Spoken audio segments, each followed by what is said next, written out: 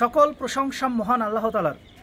Bangladesh lawyers club একটা online portal, আমি যেখানে গতকালকে এই সংবাদটা দেখেছিলাম, যেখানে বলা হচ্ছে নওগাঁর একজন চিফ জুডিশিয়াল ম্যাজিস্ট্রেট উনি স্বপ্রণোদিত হয়ে একটা মামলা করেছেন ভূমি অফিসের যে দৌরাত্ম্য। আপনারা জানেন যে ভূমি অফিসের দালাল চক্র থেকে শুরু করে যে অর্থের একটা ওখানে বাণিজ্য হাট বাজার চলে, এই বিষয় নিয়ে নওগাঁ যে ভূমি অফিস রয়েছে সেই ভূমি অফিসের দুর্নীতি, এমনকি ওখানে যে দালাল চক্রের যে একটা দৌরাত্ম্য, এই বিষয়টা নিয়ে উনি স্বপ্রণোদিতভাবে উনি নিজেই একটা মামলা বা এইটা নিয়ে একটা তদন্তের নির্দেশ দিয়েছেন।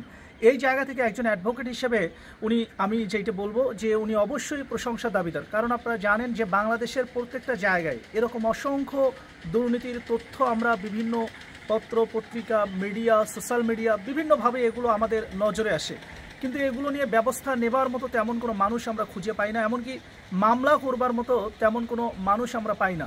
কারণ আপনারা জানেন যে যারা এই দুর্নীতি করে, এই দুর্নীতির পিছনে যে ব্যক্তিগুলো থাকে তারা অনেক ক্ষমতাধর। দেখা যায় বিভিন্ন ক্ষমতাধরদের সংস্পর্শে তারা থাকবার কারণে দেখা যায় তাদের বিরুদ্ধে তেমন কোনো ব্যবস্থা নেওয়া হয় না। সেই জায়গা থেকে একজন চিফ জুডিশিয়াল ম্যাজিস্ট্রেট উনি যেইটা করেছেন এইটা আমি মনে করি যে একটা দৃষ্টান্ত হয়ে থাকবে, এবং এই ধরনের নজির এইটা একেবারে বিরল। সুতরাং সেই জায়গা থেকে উনি অবশ্যই প্রশংসার দাবিদার।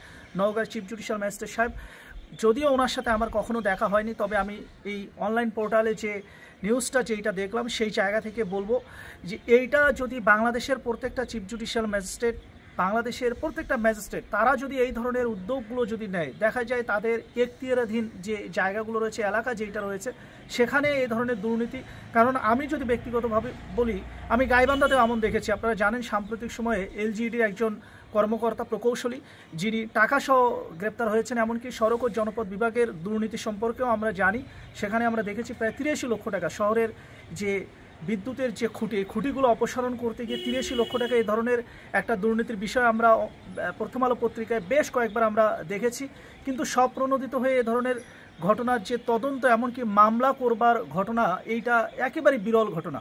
সেই জায়গা থেকে ম্যাজিস্ট্রেট সাহেব যিনি এইটা নওগাঁর যিনি চিফ জুডিশিয়াল ম্যাজিস্ট্রেট সাহেব উনি যে উদ্যোগটা নিয়েছেন, যে স্বপ্রণোদিত হয়ে যে তদন্তের নির্দেশ দিয়েছেন, এই জায়গা থেকে আমি মনে করি যে এইটা একটা দৃষ্টান্ত স্থাপন হয়ে থাকবে এবং প্রশংসার দৃষ্টান্ত যেটা থাকবে, যেটা আগামী দিনে আমি মনে করি যে বিচারক যারাই রয়েছেন বা এই ধরনের যারা দায়িত্বপ্রাপ্ত যারা কর্মকর্তা যারা রয়েছেন, আমি মনে করি যে এই ধরনের সিদ্ধান্ত এইটা জনগণের কল্যাণের জন্য হবে, দেশের কল্যাণের জন্য হবে। ভালো থাকবেন, সুস্থ থাকবেন, আল্লাহ হাফেজ।